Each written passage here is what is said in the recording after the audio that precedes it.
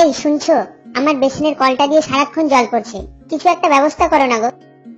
ধুর, আমি কি করব? আমি কি কলের মিস্ত্রি নাকি? আমি আড্ডা দিতে গেলাম, আসতে দেরি হবে।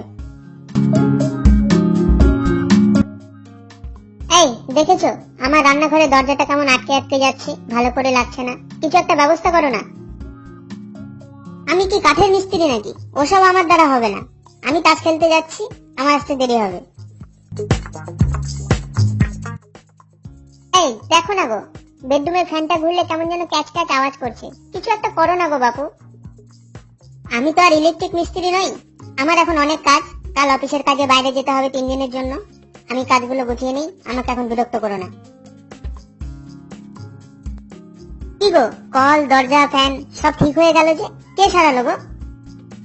ওই তো পাড়ার বাবুয়া এসে ঠিক করে দিল। ও, তা খরচ কত হলো? 1 টাকাও লাগেনি। মানে বিনা পয়সায় সব ঠিক হলো কি করে? হ্যাঁ, বাবুয়া বলল আমি ঠিক করে দেবো সব। হয় আমাকে নিজের হাতে মিষ্টি বানিয়ে খাওয়া, আর না হলে আমার সাথে 2 দিনের জন্য সমুদ্রে চলো। তা তুমি তো মিষ্টি বানাতে পারো না, মিষ্টি বানালে কি করে? ধুর, আমি ময়রা নাকি যে আমি মিষ্টি বানাবো? তার মানে এই যে তুমি ওর সাথে সমুদ্রে গিয়েছিলে?